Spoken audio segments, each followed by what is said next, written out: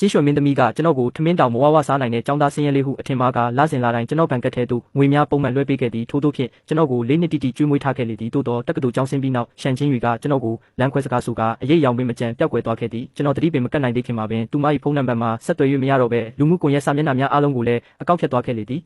3ရက်ကြာတွင်တော့သူမ၏ရှိနေကကျွန်တော်ထံရောက်လာပြီးစာချုပ်တစ်ခုကိုကမ်းပေးလာသည်ထိုစာချုပ်ထဲတွင်ရှန်ချင်းရွေမှမိမိသဘောဆန္ဒလျောက်ဆိုင်ကြီးတစ်လုံးဗန်ဒလီကားတစ်စီးနှင့်ငွေသားစုဆောင်ငွေ18တန်းကိုတက္ကသိုလ်၄နှစ်တာချစ်သူတက်တန်းအတွက်ကျေးဇူးဆက်သည့်အနေဖြင့်ကျွန်တော်အားအခမဲ့ပေးအကြောင်းရေးသားထားလေသည်ထိုအခါမှသာသူမကကျွန်တော်ကိုငွေမရှိသည့်ကောင်းစင်ရဲလေးတစ်ယောက်ဖြစ်သတ်မှတ်ထားမှန်းကျွန်တော်သဘောပေါက်သွားတော့သည်သို့တော့ကျွန်တော်ကငွေပြက်လက်နေသူမှမဟုတ်ပဲအမှန်တော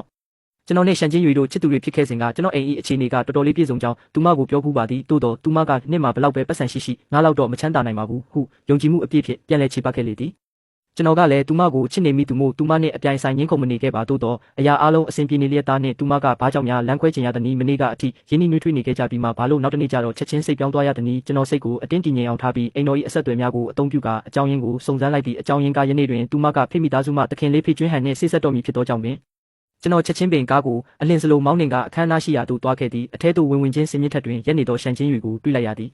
ည်သူမကအဆင့်မြင့်ဒီဇိုင်းဝတ်စုံကိုဝတ်ဆင်ထားပြီးလှပကြော့ရှင်းနေတော့လဲမျက်မှောင်ကိုတော့ကုတ်ထားလေသည်သူမပျော်ရွှင်မနေဘူးဆိုသည်ကိုကျွန်တော်သတိထားမိလိုက်သည်သူမကဖိကျွင်းဟန်နှင့်အတင်းအကျပ်ဆိတ်ဆက်ခိုင်းခံရခြင်းများလား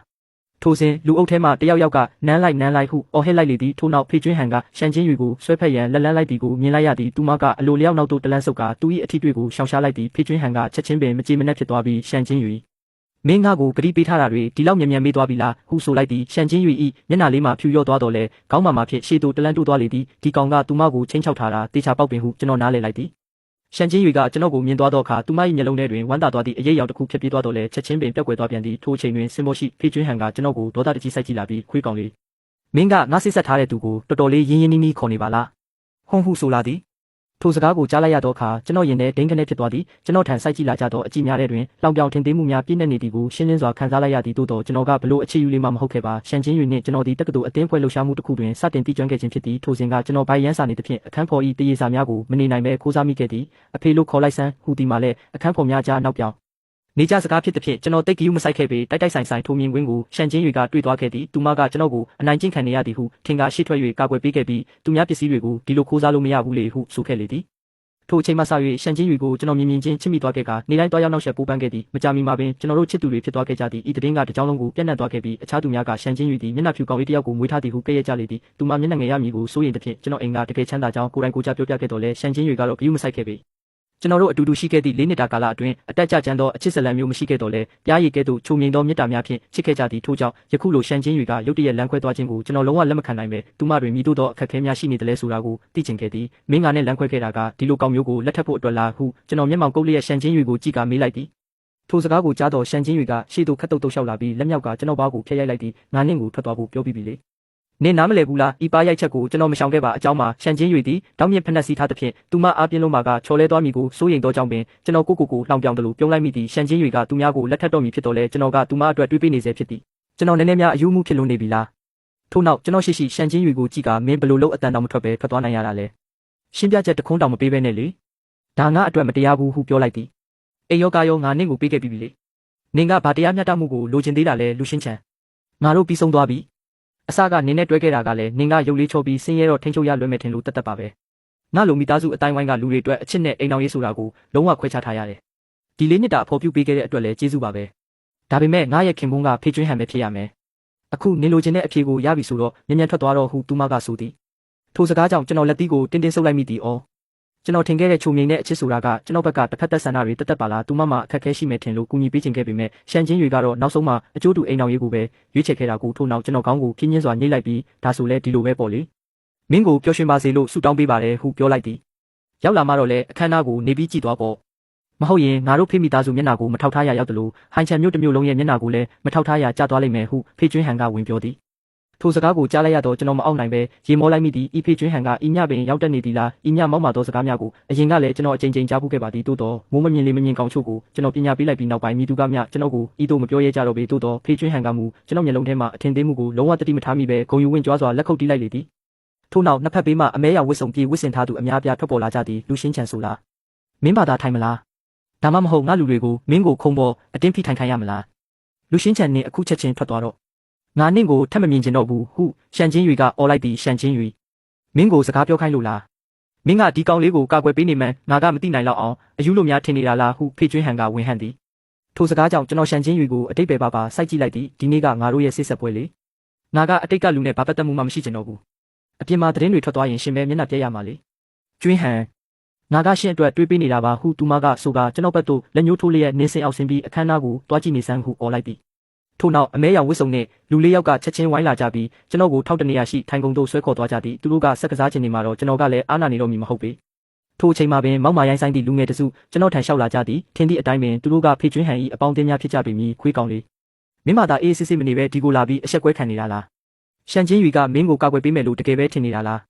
းအမှန်တိုင်းပြောရရင်ဒီနေ့မင်းမလာရင်တော့မှကျွင်းဟန်ကမင်းကိုအလွတ်ပေးမှာမဟုတ်ဘူးသူ့ရဲ့စစ်ဆက်ထားတဲ့မိန်းကလေးနဲ့၄နှစ်တောင်အိတ်ခဲ့တဲ့ကောင်ကိုသူကဘယ်လိုလုပ်အသက်ရှင်ခွင့်ပေးထားမှလဲဟုပြောကထိုလူစုကကျွန်တော်ကိုဝိုင်းရန်ကအတားအဆီးမဲ့လှောင်ပြောင်ရင်မောကြတော့သည်ကျွန်တော်ကမူခေါင်းငုံကဖုံးကိုသာပုတ်နေပြီးထိုလူရှင်တော်များနဲ့စကားပြောရန်ပင်စိတ်မဝင်စားခဲ့ပေစစ်ဆက်ပွဲခန်းနာကမကြာမီပြီးဆုံးသွားခဲ့ပြီးနောက်တစ်ဆင့်ဖြစ်သည့်ဧည့်သည်များစားတောက်ကြကအချင်းချင်းရင်းနှီးမှုရယူသည့်အချိန်တို့ရောက်လာသည်ကျွန်တော်ကအားလက်ချိန်ကိုအတုံးချကဖိမိသားစု၏အခြေအနေကိုအကြမ်းဖျင်းစုံစမ်းကြည့်လိုက်သည်ဖိမိသားစုသည်ဟိုင်ချန်မျိုး၏အချမ်းသာဆုံးတစ်ထည်ဖြစ်သည်မှာမှန်တော်လဲနှက်ဆိုင်သည့်အခြေခံအုံမြင့်မရှိဘဲအမှန်တော့ငွေရုပ်တရက်ရလာသည့်တစ်ထည်ပေါက်ဆများသာဖြစ်သည်ဖိမိသားစုအလင်းအမြန်ကြီးပွားလာရခြင်းမှာကျင်းမျိုးတော်ဘက်မှအဆက်အသွယ်များကိုအားကိုးကဟိုင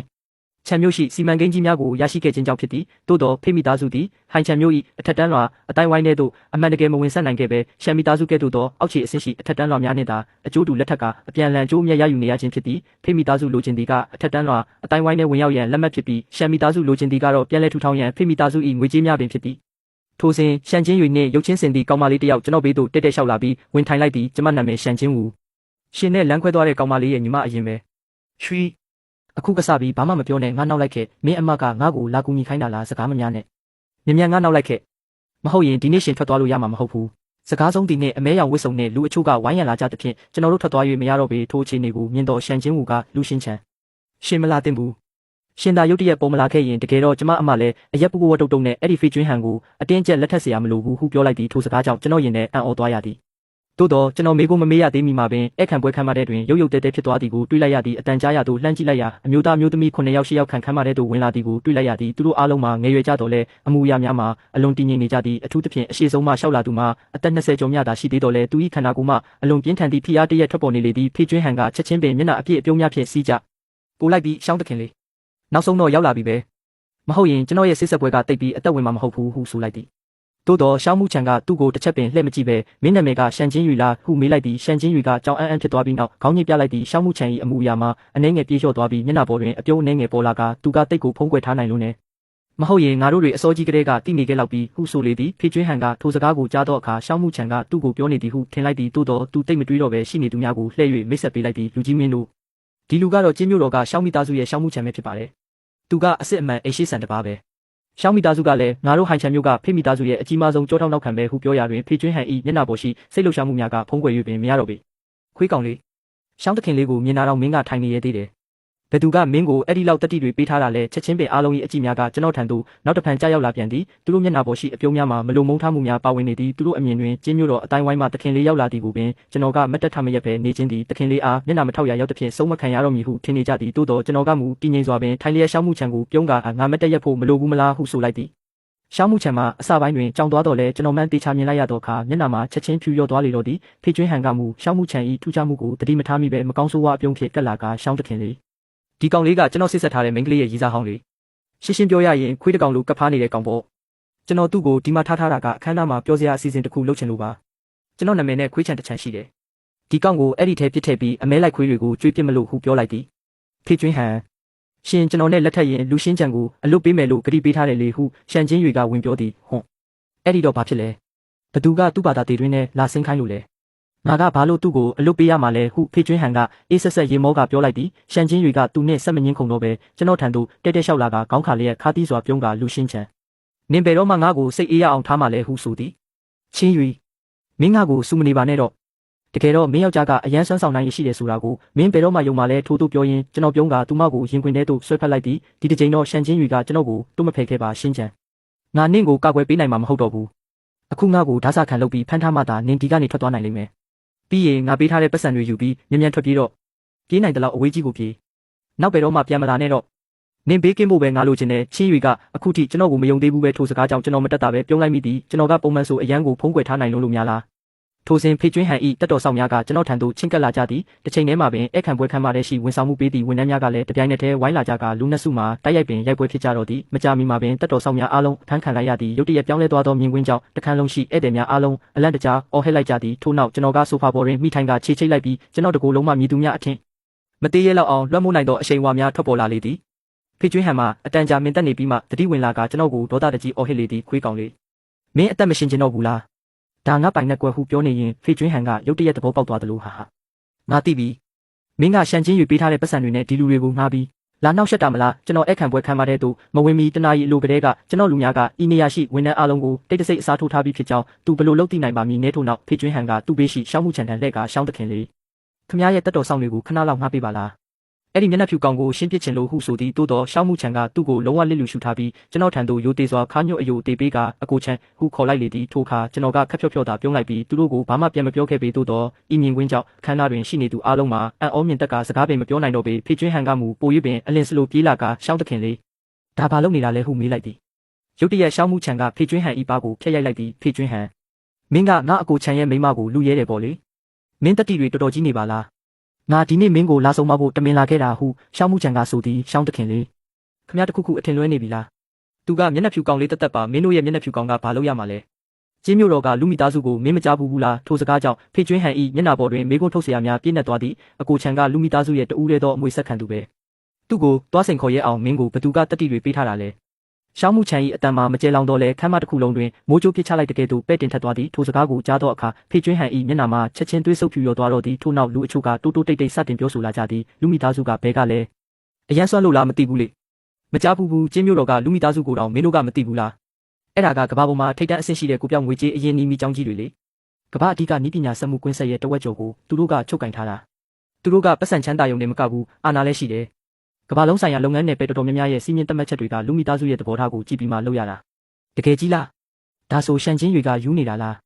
ဒီလိုရေးစားမျိုးရှိနေရဲ့နဲ့ဘာလို့ဖေကျွင်းဟန်ရဲ့ချင်းချောက်မှုကိုခံနေရတာလဲလူအများဤတီးတိုးပြောဆိုတဲ့များစက်တိုက်ထွက်ပေါ်လာချိန်တွင်ရှန်ချင်းယူဤမျက်နှာထားမှလည်းရှုပ်ထွေးသွားလေသည်သူမကကျွန်တော်ကိုမယုံနိုင်တယ်လို့အချိန်တော်ကြာအောင်စိုက်ကြည့်နေခဲ့သည်ကျွန်တော်ကမတက်တာသည့်ဟန်ဖြင့်သူမကိုကြည့်ကချင်းယူ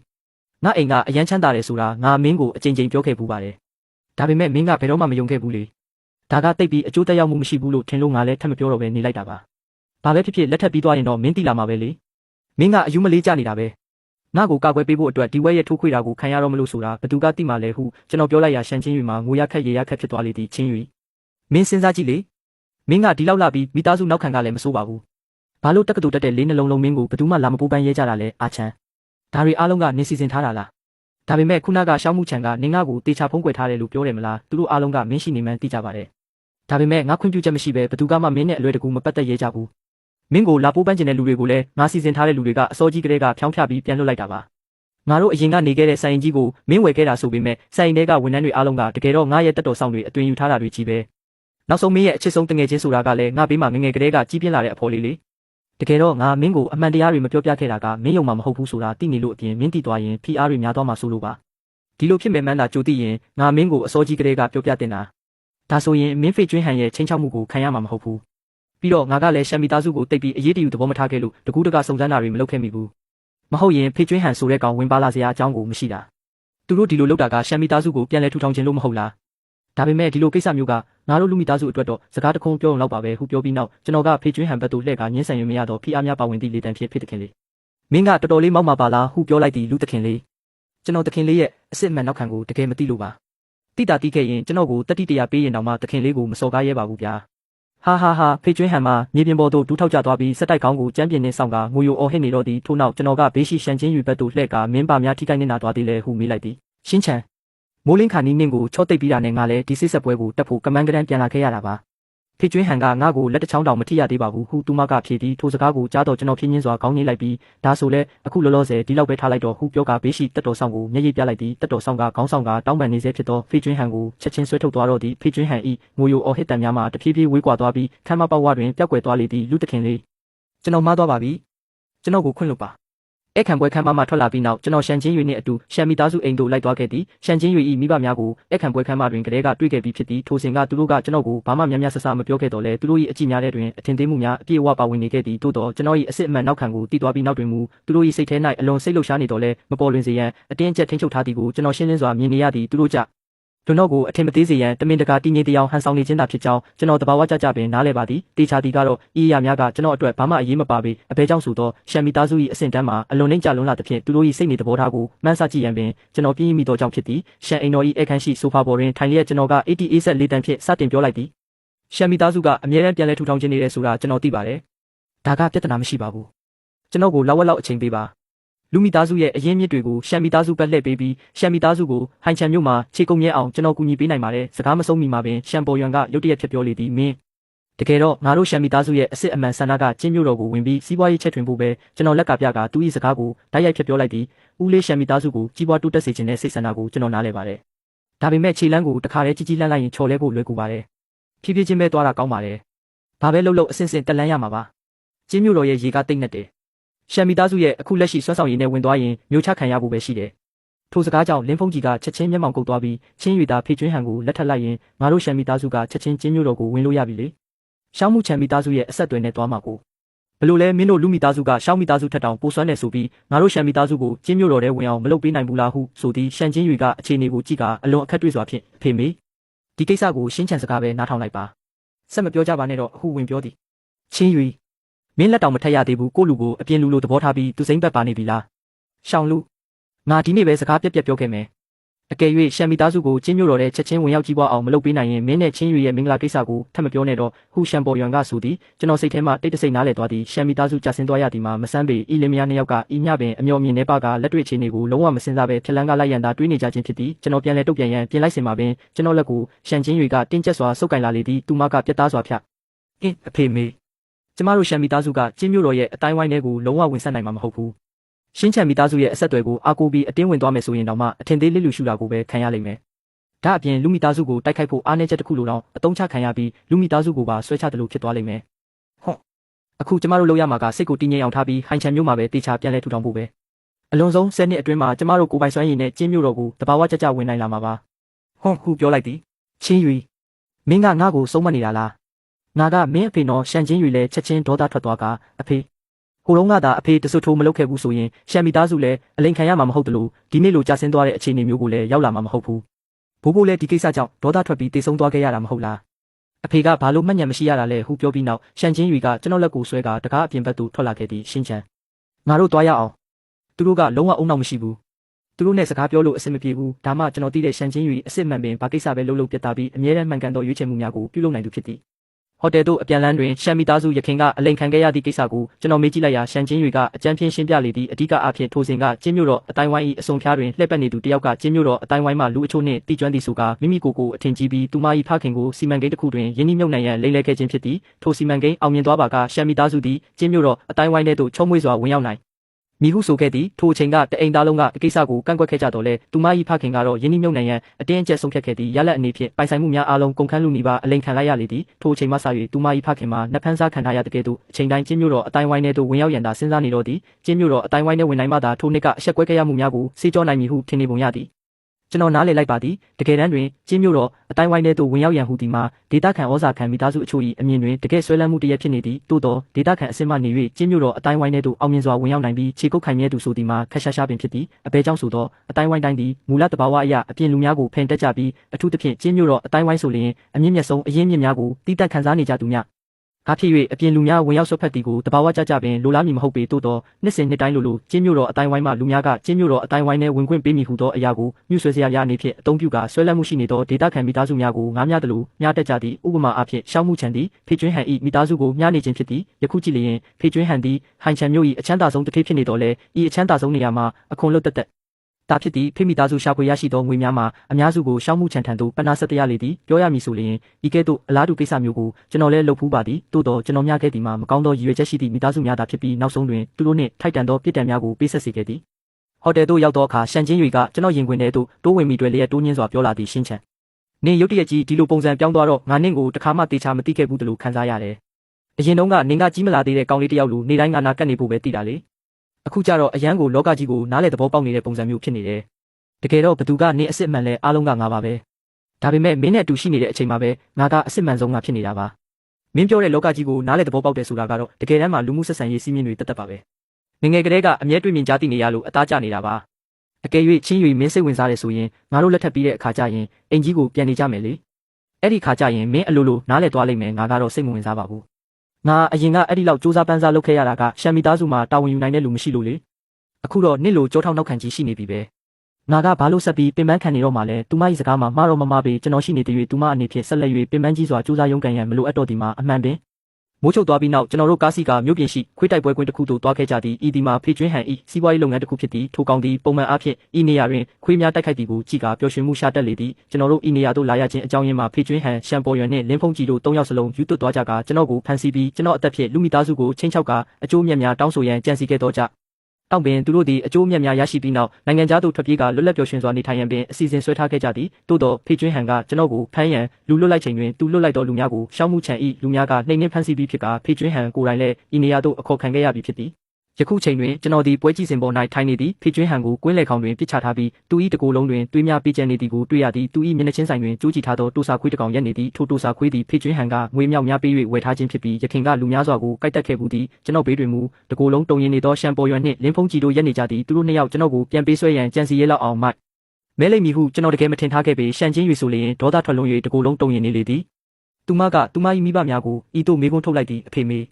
ေရှင်တို့တကယ်ဘလို့တွေးနေကြတာလဲအခုရှင်းချန်ကိုပြန်ပေးဆွဲလို့ရှင်တို့ချင်းမြို့တော်အတိုင်းဝိုင်းနဲ့တကယ်ဝင်သွားနိုင်နေဆိုရင်တော့မှနောက်ကြရင်လူမိသားစုကရှင်တို့ကိုပြန်မရှင်းလင်းဘူးလို့ထင်နေတာလားဘာကြောက်เสียရရှိလဲအချိန်တန်ရင်အရာရာကပြီးပြတ်သွားပြီလေငါတို့ရှမ်းမိသားစုလည်းချင်းမြို့တော်အတိုင်းဝိုင်းနဲ့ရောက်နေပြီမင်းကလည်းလူမိသားစုရဲ့ချွေးမဖြစ်နေပြီပဲသူတို့လူမိသားစုကငါတို့ကိုတကယ်ပဲအခက်တွေ့အောင်လုပ်နိုင်မှာမဟုတ်ပါဘူးဟုသူတို့ကပြန်ဖြေသည်ခင်ဗျားတို့ထိတ်တန်းအတိုင်းဝိုင်းတွေရဲ့ကစားကွက်ကိုမသိတော့ဘူးအကယ်၍ခင်ဗျားတို့သာကျွန်တော်အသက်ကိုတကယ်ချင်းချောက်ရဲတယ်ဆိုရင်ကျွန်တော်မိဘတွေကကျွန်တော်ဘသူ့ကိုချစ်တယ်ဆိုတာကိုဂရုစိုက်နေမှာမဟုတ်တော့ဘူးသူတို့ကကျွန်တော်ကိုတောင်ကြော်လွန်ပြီးရှမ်းမိသားစုကိုဒီကဘာပေါ်ကနေအပီးတိုင်ပြောက်ကွယ်သွားအောင်လုပ်ပစ်လိမ့်မယ်ချင်း၍အပါဝင်ပေါ့ဒီစကားကနားထောင်ရတာရက်ဆက်တယ်လို့ထင်ရပေမဲ့ဒါကအမှန်ကန်ဆုံးလက်တွေ့ဘဝပဲကျွန်တော်မိဘတွေကချင်း၍ကိုတောင်အသက်ရှင်ခွင့်ပေးမှာမဟုတ်ဘူးလူမိသားစုကဘယ်တော့မှဘလို့အန်ရငုတ်ရှိုးနေမှုကိုမှခြံထားလိမ့်မရှိဘူးလူတခင်လေးကျွန်တော်မှားမှန်းသိပါပြီကျွန်တော်ကိုအခွင့်အရေးတစ်ချိန်လောက်ပေးပါဗျာသူဤစကားတန်ပင်မဆုံးသေးမီတိုစာခွေးကမလန့်မကန့်သို့ခုံသွားပြီးသူဤအော်ဟစ်တန်များလည်းချက်ချင်းရက်တန့်သွားလေသည်ချင်းရီကိုဤမြင်ကွင်းအားဆက်မကြည့်စေတော့ပဲမတ်တက်ထကသူမကိုဆွဲ၍အပြင်သို့ထွက်လာခဲ့သည်ရှမ်ဖခင်နှင့်ရှမ်မိခင်ကထိုအခြေအနေကိုမြင်တော့နောက်မှလိုက်ထွက်ရန်ပြင်ကြတော့လဲကျွန်တော်ကတားဆီးလိုက်ပြီးကျွန်တော်ကသူတို့ကိုATAဆက်ကြည့်ကခင်ဗျားတို့ဒီမြင်ကွင်းကိုတေချာကြည့်နေကြကြည့်ပြီးသွားရင်စာလုံးရည်1000ပါတယ်ကြည့်ရှုပြီးနောက်ခန်းစားချက်အစေးရေးပေးရမယ်အကယ်၍ရေးတာမနှက်ဆိုင်မှုဆိုရင်ဒီမှာပဲဆက်နေပြီးဆက်ကြည့်နေရမယ်ဘာပဲဖြစ်ဖြစ်ဖိမိသားစုကလူတွေအများကြီးနောက်မှာစောင့်နေသေးတာပဲကျွန်တော်အနေဖြင့်သူတို့ကိုကျွန်တော်၏ရောက်ခမများအနေဖြင့်ညီတို့နေထိုင်ပြုမှုရမည်ကိုရှင်းရှင်းလင်းလင်းသိမြင်စေရန်လုပ်ရမည်ဖြစ်သည်ဒီကိစ္စပြီးနောက်ရှမ်ပေါ်ရွယ်နှင့်လင်းဖုံးကြီးတို့ငြိမ်ချသွားမည်ဖြစ်ပြီးဖေကျွင်းဟန်၏ကြံရစ်သောအင်အားစုများလည်းလှုပ်ရှားနိုင်တော့မည်မဟုတ်ဟုကျွန်တော်ထင်မှတ်ခဲ့သည်သို့တော်သူတို့၏လောဘနှင့်ယူသွမှုကိုကျွန်တော်ရှော့တွက်မိခဲ့သေးသည်၃ရက်ကြာတွင်ရှောင်းမှုချန်ကစုံစမ်းထောက်လှမ်းရေးအစီရင်ခံစာတစ်စောင်ကိုကျွန်တော်ရှေ့ချပေးလာသည့်အစီရင်ခံစာထဲရှိအကြောင်းအရာများကကျွန်တော်ကိုပင်အနှဲငယ်အံ့အားသင့်စေခဲ့သည့်ဖေကျွင်းဟန်တွင်တောင်ပိုင်း၌မတန်ရှင်းသောစီးပွားရေးလုပ်ငန်းများဖြင့်ကြီးပွားလာသောဆွေမျိုးဝေးဦးလေးတစ်ယောက်ရှိနေပြီးသူ၏လက်အောက်တွင်အသေးခံရသောလူမိုက်တစုကိုမွေးမြူထားကတောင်ပိုင်းမြေအောက်ကဘာတွင်အလွန်ဩဇာအာဏာရှိသူဖြစ်သည့်ဖေကျွင်းဟန်သည်ပြဿနာမဖြစ်မီကတည်းကတစ်ဖက်လူထံသို့အကူအညီတောင်းခံသည့် message ပို့ထားပြီးသူအနိုင်ကျင့်ခံနေရကြောင်းပြောပြခဲ့သည်ယခုအခါတစ်ဖက်လူသည်လူများကိုခေါ်ဆောင်ကဟိုင်ချန်မြို့သို့လာနေပြီးဖေကျွင်းဟန်အတွက်ကလဲစားချေပေးမည်ဟုကြွေးကြော်နေလေသည်ထို့ပြင်ရှမ်ပေါ်ယွန်သည်ဖေကျွင်းဟန်၏ဦးလေးနှင့်တိတ်တဆိတ်ဆက်သွယ်ကကျွန်တော်၏ပုံမှန်သွားလာလေးရှိသည့်လမ်းကြောင်းများကိုတစ်ဖက်လူထံပြောပြခဲ့ပြီးကျွန်တော်ကိုသာထိန်းချုပ်နိုင်မှာကရှမ်မီသားစု၏ပိုင်ဆိုင်မှုတစ်ဝက်ကိုစုကြည်ဖြစ်ပေးမည်ဟုကတိပြုခဲ့လေသည်ရှမ်ပေါ်ယွန်သည်သူတို့အတွက်ဟိုင်ချန်မြို့တွင်အကာအကွယ်ပေးရန်ပင်ကိုယ်တိုင်အဆိုပြုခဲ့သေးသည့်အစီရင်ခံစာပါအကြောင်းအရာများကိုကြည့်ရင်ကျွန်တော်နှကန်းထောင်တွင်အေးဆက်သောအပြုံးတစ်ခုပေါ်လာသည်မျက်နှာသာပေးတာကိုအခွင့်အရေးမယူတတ်ကြဘူးပဲပြီးခဲ့သည့်အချိန်ကပေးခဲ့သောသင်ခန်းစာမှာမလုံလောက်သေးပုံရသည့်ချင်းတွေကဤကိစ္စကိုသိသွားသောအခါမျက်လုံးများနေရဲလျက်နှင့်နစ်နာသွားရပြီငါမိဘတွေအရန်လွန်လွန်းတယ်ဟုတောင်းပန်ရှာသည်ဒါမင်းအမှမဟုတ်ပါဘူးသူတို့ကိုယ်တိုင်ကအခြေအနေကိုနားမလည်တာပါသူတို့ကကစားချင်နေမှတော့ငါကလည်းအဆုံးထိအဖို့ပြုကစားပေးရမှာပေါ့ကျွန်တော်ရှောင်းမှုချန်ကိုကိုယ်တိုင်ဝင်မပါရန်ပြောလိုက်ပြီးဒေတာခန်တရားဥပဒေစိုးမိုးရေးဌာနများထံသတင်းပေးဖို့ကဖေကျွင်းဟန်နှင့်သူ၏ဦးလေးတို့၏ရာဇဝတ်မှုအထောက်အထားများကိုတင်ပြလိုက်ရန်သာခိုင်းစေလိုက်ပြီးဖေကျွင်းဟန်၏ဦးလေး၏နှစ်များအတွင်းကျူးလွန်ခဲ့သောပြစ်မှုများထဲမှမြည်သည့်အမှုတစ်ခုမဆိုသူ့ကိုထောင်နှန်းဆန်စေရန်လုံလောက်နေပြီဖြစ်သည်ဤသို့သောဇက်ကောင်မျိုးကိုရင်ဆိုင်ရန်ကျွန်တော်ကိုယ်တိုင်ဝင်ပါစရာပင်မလိုချေထင်သည့်အတိုင်းပင်ဖေကျွင်းဟန်၏ဦးလေးသည်ဟိုင်ချန်မျိုးနယ်နိမိတ်အတွင်းသို့ဝင်ရောက်လာသည်နှင့်တပြိုင်နက်ကြိုတင်ဆောင်ဆိုင်နေသောဥပဒေအရာရှိများ၏ဝိုင်းရန်ဖမ်းဆီးခြင်းကိုခံလိုက်ရသည်သူခေါ်လာသောအသေးခံလူမိုက်များမှလည်းခုခံရန်အခွင့်အရေးပင်မရလိုက်ပဲအားလုံးဖမ်းဆီးခံလိုက်ရကတယောက်ချင်းစီကျမ်းပြင်ပေါ်တွင်ဖိချုပ်ခံရပြီးခွေးတကောင်ကဲ့သို့အော်ဟစ်နေကြရသည် သူ၏လက်ထဲရှိမတန်ရှင်းသောလုပ်ငန်းများကိုလည်းကျွန်တော်လူများကအလွယ်တကူရှင်းလင်းလိုက်ပြီးပိုင်ဆိုင်မှုအားလုံးကိုနိုင်ငံတော်ပိုင်ဖြစ်သိမ်းဆည်းခံလိုက်ရသည့်ရှမ်ပေါ်ယွန်သည်ဤသတင်းကိုကြားချိန်တွင်ဒရိုက်တာဖွဲ့စည်းဝေးလုပ်နေစေဖြစ်ပြီးလမ်းဖြတ်ကစီဝေခံကျမ်းပြင်ပေါ်သို့ချက်ချင်းလဲကျသွားကအချိန်တော်ကြာသည့်အထိပြန်မထနိုင်တော့ပေဒရိုက်တာဖွဲ့စည်းဝေးလည်းရပ်နားလိုက်ရသည်လင်းဖုံးကြီးမှမူတိုက်ရိုက်ပင်ငွေယိုကသတိလစ်သွားခဲ့ပြီးသတိပြန်လဲလာသည်နှင့်တပြိုင်နက်ကျွန်တော်သည်ခိုတီဟိုတယ်သို့ငွေယိုကပြေးလာပြီးတောင်းပန်လေတော့သည်ဟိုတယ်ပေါဝတွင်ဒူးထောက်ကမထွက်ခွာပဲကျွန်တော်နာမည်ကိုစက်တိုက်အော်ခေါ်လျက်သူမမှားသွားပါပြီဟုဆိုကရှမ်မီသားစုကိုတစ်ချိန်လောက်ချမ်းသာပေးရန်တောင်းဆိုနေလေသည်ဟိုတယ်ပေါဝတွင်လူအများပြားဝိုင်းကြည့်ကလက်ညှိုးထိုးပြောဆိုနေကြသည်ကျွန်တော်ဒီဟိုတယ်၏အထက်မြင့်ရှိမှန်ပြတင်းပေါက်ရှိတွင်ရက်လျက်အောက်ထပ်မှတနာစရာကောင်းနေသောလင်းဖုံးကြီးကိုအေးဆက်စွာစိုက်ကြည့်နေပြီးကျွန်တော်မျက်လုံးထဲတွင်မြည်သည့်ခံစားချက်လိုင်းကရဲမှမရှိခဲ့ပေကျွန်တော်ကတက်တော်ဆောင်ကိုအောက်သို့ဆင်း၍ဤသို့တွတားရောက်ပြောဆိုစေခဲ့သည်ငါတို့လူတက်ခင်လေးကမင်းကိုသတင်းစကားပါလိုက်တယ်မင်းလိုနောက်တမရတက်တဲ့လူမျိုးကငါတို့လူတက်ခင်လေးကိုတွေ့ဖို့အရေးချင်းလုံးဝမရှိဘူးဒါကအစပဲရှိသေးတယ်အကယ်၍လူတက်ခင်လေးနဲ့မိန်းကလေးရှန်တို့ကိုထပ်ပြီးလာနောက်ဆက်ရဲရင်မင်းကိုတိုက်ရိုက်ပြောက်ကွယ်သွားအောင်လုပ်ပြမယ်လင်းဖုံးကြည့်သည်တက်တော်ဆောင်၏စကားကိုကြားပြီးနောက်မြေပြင်မှလူလိမ့်တာကအထိတ်တလန့်ဖြစ်ထွက်ပြေးသွားတော့သည်ဝိုင်းကြည့်နေသူများလည်းဤမြင်ကွင်းကိုမြင်ပြီးနောက်တဖြည်းဖြည်းလူစုခွဲသွားကြသည်သို့သောရှမ်မီသားစု၏အရှုပ်တော်ပုံမှာဟိုင်ချန်မျိုး၏အထက်တန်းလွှာအတိုင်းဝိုင်းထဲတွင်ပြန့်နှံ့သွားခဲ့ပြီးရှမ်မီသားစုနှင့်ပူးပေါင်းဆောင်ရွက်နေသောကုမ္ပဏီများစွာကအဆက်အသွယ်ဖြတ်တောက်လိုက်ကြကရှမ်မီသားစု၏ရှယ်ယာဈေးနှုန်းမှာလည်းအောက်ဆုံးအထိထိုးကျသွားပြီးဒေဝါလီခံရမည့်အခြေအနေသို့ရောက်သွားလေသည်ဤအရာအလုံးကိုကြုံတွေ့ပြီးနောက်ရှမ်ပေါ်ယွန်နှင့်လင်းဖုံးကြည်တို့ငြိမ်ကျသွားလိမ့်မည်ဟုကျွန်တော်ထင်ခဲ့တော်လဲသူတို့၏စီကံချက်ကိုကျွန်တော်အထင်ကြီးမိသွားပြန်သည်သူတို့၏တေးလန်းရှာသည့်ခရီးစဉ်ကအဆုံးမသက်သေးပေထို့ပြင်ဤတစ်ချိန်တွင်သူတို့ကကျွန်တော်နှင့်ချင်းယူတို့၏မင်္ဂလာကိစ္စအပေါ်သို့အကြံစီရွှေ့လာကြသည်ကျွန်တော်နှင့်ချင်းယူတို့သည်ကြောင်းပြီးသည်နှင့်စစ်ဆက်ကနှစ်ကုံတွင်လက်ထက်ရန်အစောကြီးကလေးကတိုင်ပင်ထားပြီးဖြစ်သည်ကျွန်တော်လက်အောက်ငယ်သားများကိုစစ်ဆက်ပွဲအတွက်စတင်ပြင်ဆင်ခိုင်းထားပြီးဖြစ်သည်သို့သောရှမ်ပေါ်ယွန်နှင့်လင်းဖုံးကြည်တို့ကလျှို့ဝှက်စွာနှောက်ယှက်ကကျွန်တော်၏ကိုယ်ပိုင်ဘဝကရှုပ်ပွေသည်ဟု၍၎င်းမိသားစုအရှိန်အဝါကိုအားကိုးကာအားနည်းသူများကိုအနိုင်ကျင့်သည်ဟု၍၎င်းချင်း၍အပေါ်တကယ်စေတနာထားခြင်းမဟုတ်ပဲဟိုင်ချန်မျိုးရှိရှမ်မီသားစု၏အရင်းမြစ်များကိုအသုံးချလိုခြင်းသာဖြစ်သည်ဟု၍၎င်းကောလာဟာလာများကိုနေရာအနှံ့ဖြန့်ဝေကြလေသည်ဤကောလာဟာလာများမှာဟိုင်ချန်မျိုးအတိုင်းဝိုင်းထဲတွင်ပွက်လောညံသွားသည့်လူအများစုကလင်းဖုံးကြီးတမင်တကာအပုတ်ချနေခြင်းမှန်သိကြတော့လဲကျွန်တော်ပေါ်မကောင်းသောတက်ရောက်မှုအချို့တော့ဖြစ်ပေါ်စေခဲ့သည်ပို၍လွန်ကျူးသည်မှာရှမ်ပေါ်ယွန်ကကျွန်တော်၏စစ်ဆက်ပွဲလုပ်မည့်ဟိုတယ်သို့ခိုးကြောင်ခိုးဝဲဆက်သွယ်ကကျွန်တော်ဗတ်မှစစ်ဆက်ပွဲကိုဖျက်သိမ်းမိဟုလိမ့်လေပြောဆိုခဲ့ပြီးဟိုတယ်၏ဝန်ဆောင်မှုများကိုလည်းအပုတ်ချပြောဆိုသဖြင့်ဟိုတယ်ဘက်မှတစ်ဖက်သက်စာချုပ်ဖျက်သိမ်းစေခဲ့ခြင်းဖြစ်သည်ကျွန်တော်တိလိုက်ရချိန်တွင်စစ်ဆက်ပွဲနှင့်တပတ်တာလိုတော့သည်ကျွန်တော်ဒေါသထွက်လွန်၍ရဲပင်ရဲကျင်သွားသည်ကျွန်တော်ဟိုင်ချန်မျိုးရှိအခြားထိပ်တန်းဟိုတယ်တစ်ခု၏တထေးထံသို့ဖုန်းတစ်ချက်ခေါ်လိုက်ရာတစ်ဖက်လူကကျွန်တော်အခြေအနေကိုတိတိနှင့်တခုံးမှမငြင်းဘဲလက်ခံလိုက်သဖြင့်စစ်ဆက်ပွဲပြဿနာမှာဖြေရှင်းပြီးသားဖြစ်သွားသည်ရှမ်ပေါ်ယွန်နှင့်လင်းဖုံးကြည်တို့ကောလာဟာလာဖြန့်ကစစ်ဆက်ပွဲကိုနှောက်ယှက်ဖျက်ဆီးသည့်အထောက်အထားများကိုရှောက်မှုချန်အားစုဆောင်းခိုင်းပြီးချင်းရွေထံသို့အားလုံးပို့ပေးလိုက်သည်ချင်းရွေမြင်သွားသောအခါလုံးဝစိတ်ပြတ်သွားပြီးရှမ်မီသားစုနှင့်အဆက်အသွယ်ဖြတ်မိဟုသူမကိုယ်တိုင်ကျွန်တော်ကိုပြောလာလေသည်ရှင်းချန်ငါရှမ်မီသားစုနှင့်အဆက်အသွယ်ဖြတ်ခြင်းနဲ့ချင်းရွေဆုံးဖြတ်ချက်ချဖို့မလိုပါနဲ့လက်ရှိကိစ္စတွေကိုဖြေရှင်းပြီးမှဆက်ပြောကြတာပေါ့ချင်းရွေဤစိတ်ထဲတွင်မစွန့်လွတ်နိုင်သေးမှန်းကျွန်တော်သိပါသည်ဘာပဲဖြစ်ဖြစ်သူတို့သည်သူမကိုမွေးဖွားကျွေးမွေးခဲ့သောမိဘများဖြစ်သဖြင့်သူမကိုအခက်မတွေ့စေချင်ပါသို့သောရှမ်ပေါ်ယွန်နှင့်လင်းဖုံးကြည်တို့၏လုပ်ရများသည်ကျွန်တော်၏တီးခံနိုင်စွမ်းအတိုင်းအတာကိုကျော်လွန်သွားခဲ့ပြီးဖြစ်၍သူတို့ကိုကျွန်တော်နောက်ထပ်အခွင့်အရေးပေးတော့မည်မဟုတ်ပေတပတ်ကြာတွင်ကျွန်တော်နှင့်ချင်းရွေတို့၏စိတ်ဆက်ပွဲမှာချုံးမွေးစွာကျင်းပနိုင်ခဲ့သည့်ဟိုတယ်ထဲတွင်မီးအောင်စုံများဖြင့်အလှဆင်ထားပြီးလူတိုင်းကကျွန်တော်တို့အတွက်စုမုံကောင်းများတောင်းပေးကြသည်ရှမ်ပေါ်ယွန်နှင့်လင်းဖုံးကြည်တို့မှဖိတ်ကြားမခံရတော့လဲအဆက်မရှိပဲဟိုတယ်ပေါဝါသို့ပြေးလာကရန်ကားကြလေသည်လင်းဖုံးကြည်ကမြေပြင်ပေါ်တွင်လူလိမ့်အော်ဟစ်ကကျွန်တော်ကသူမ၏သမီးကိုလူယူသွားပါသည်ဟုငိုယိုပြောဆိုနေပြီးရှမ်ပေါ်ယွန်ကဘေးမှရက်လျက်ကျွန်တော်သည်ရှမ်မီသားစုကိုဖျက်ဆီးခဲ့သည်ဟုဆွတ်ဆွတ်အဲကအတွင်းသို့ဝင်ရောက်၍စစ်ဆက်ပွဲကိုဖျက်ဆီးရန်ကြိုးစားနေသည့်ကံကောင်းစွာဖြင့်သူတို့လာမည်ကိုကျွန်တော်ကြိုတင်ခံမှန်းမိပြီးပေါဝါတွင်တက်တော်ဆောင်အမြောက်များကိုကြိုတင်ချထားခဲ့သည်သူတို့ရန်ကားနေသည်ကိုမြင်သောအခါတက်တော်ဆောင်များကတိုက်ရိုက်ပင်ရှေ့သို့တိုးကသူတို့ကိုဆွဲမပြီးဟိုတယ်ဘေးရှိလမ်းကြားလေးထဲသို့ဆွဲခေါ်သွားကြသည်ထပ်ပြီးရန်ကားနေမယ်ဆိုရင်ဒီနေရာကိုခေါ်လာရုံတင်မကတော့ဘူးမင်းတို့ထပ်ပြီးပြဿနာရှာရဲရင်ထောင်ထဲတိုက်ရိုက်ပို့ပြီးပျောက်ကွယ်သွားအောင်လုပ်ပြမယ်လို့ငါတို့လူတခင်လေးကပြောတယ်ဟုတက်တော်ဆောင်ကသူတို့ကိုသတင်းစကားပါလိုက်ပြီးထိုစကားကိုကြားတော့ရှမ်ပေါ်ယွန်နှင့်လင်းဖုံးကြည်တို့မှကြောက်လန့်သွားပြီးအတန်ပင်မထွက်ရဲတော့ပဲခေါင်းလိုက်ဆိုင်ကြကထွက်သွားကြလေသ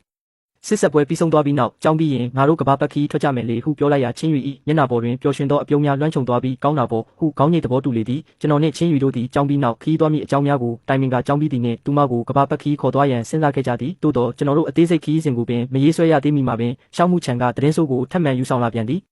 ်လင်းဖုံးကြည်သည်မိတို့သောရုံမာသည့်နီလန်းများကိုတုံးလိုက်သည်မသိလူကြုံဖြစ်ကျင်းမြို့တော်မှဟော်မီသားစုနှင့်ဆက်သွယ်သွားနိုင်ခဲ့သည်ဟော်မီသားစုသည်ကျင်းမြို့တော်အတိုင်းဝိုင်းတွင်အမိပေါက်သည့်ထိပ်တန်းမိသားစုများထဲမှတစ်ခုဖြစ်ပြီးသူတို့၏လုပ်ငန်းများမှာကဏ္ဍပေါင်းစုံတွင်ပြန့်နှံ့လျက်ရှိကစွမ်းဆောင်ရည်ကိုရှော့တွဲ၍မရပေသို့သောကျွန်တော်တို့လူမိသားစုနှင့်နှိုင်းယှဉ်လျင်အဓိကလုပ်ငန်းများကိုထိန်းချုပ်နိုင်စွမ်းနှင့်နိုင်ငံတကာလွှမ်းမိုးနိုင်မှုတွင်အနည်းငယ်ရုပ်ရော့နေသည်ဤနှစ်များအတွင်းသူတို့သည်ကျွန်တော်တို့လူမိသားစုကိုအကြီးမားဆုံးပြိုင်ဘက်အဖြစ်အမြဲတမ်းမှတ်ထားပြီးနေရာတိုင်းတွင်ကျွန်တော်တို့ကိုဖိနှိပ်ရန်ကြိုးစားကာစီးပွားရေးလောကတွင်လျှို့ဝှက်စွာဖြင့်ကျွန်တော်တို့ကိုအမြဲတမ်းချစ်ထိုးခံလေးရှိသည်လင်းဖုံးကြည်သည်ကျွန်တော်ကိုရင်ဆိုင်ရန်အတွက်လူမိသားစု၏စီးပွားရေးလှုပ်ဝက်ချက်အချို့ကိုဟော်မီသားစုထံသို့ဖောက်ပယ်ချခဲ့ပြီးကျွန်တော်နှင့်ချင်းယူတို့၏ဆက်ဆံရေးကိုလည်းဟော်မီသားစုမှတခင်ကြီးထံသို့ချဲ့ကားပြောဆိုခဲ့သည်ကျွန်တော်ဒီမိမတယောက်အတွက်မိသားစုအကျိုးစီးပွားကိုလစ်လူရှုကာအနည်းနဲ့အမြန်လူမိသားစုကိုဖျက်ဆီးလိမ့်မည်ဟုဆိုပြီးကျွန်တော်နှင့်ဟော်မီသားစုကြားဆက်ဆံရေးကိုတွေးခွဲကာဟော်မီသားစုကိုဤခွင့်ရေးကိုအသုံးချ၍ကျွန်တော်ကိုတိုက်ခိုက်ရန်ကြိုးစားခဲ့သည်လင်းဖုံးကြ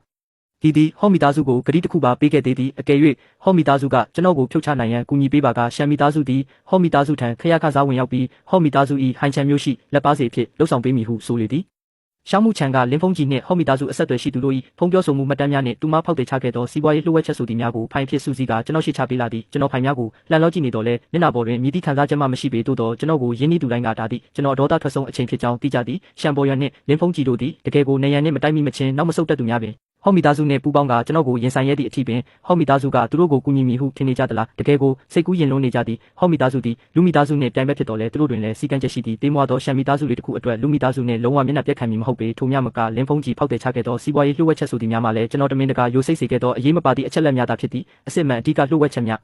အားကိုသူမလုံးဝလက်လန်းမမီနိုင်ပေထို့နောက်ကျွန်တော်ဖုန်းကိုကောက်ကင်ကဟော့ချက်ရှန်ထန်သို့တိုက်ရိုက်ဖုန်းခေါ်လိုက်သည်ဖုန်းသုံးကမြည်ပြီးနောက်ရှောင်လူပါလားဒီအဖိုးကြီးစီကိုဘလို့ဖြစ်ပြီးဖုန်းခေါ်ရတာလဲအဖိုးဟော့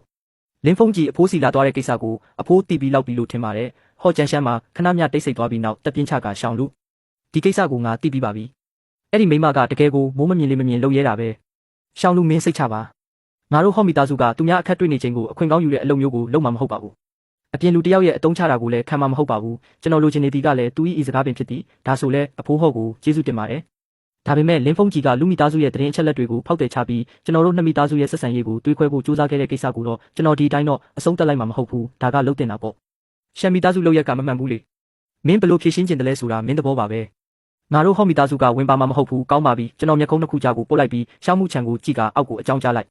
ရှမ်မီသားစုရဲ့စီးပွားရေးလုပ်ငန်းတွေကိုအပြည့်အဝသိမ်းပိုက်လိုက်ရှယ်ယာပဲဖြစ်ဖြစ်လက်စုပ်လက်ကင်ပြလို့ရတဲ့လုပ်ငန်းပဲဖြစ်ဖြစ်အကုန်လုံးကိုအလွတ်မပေးနဲ့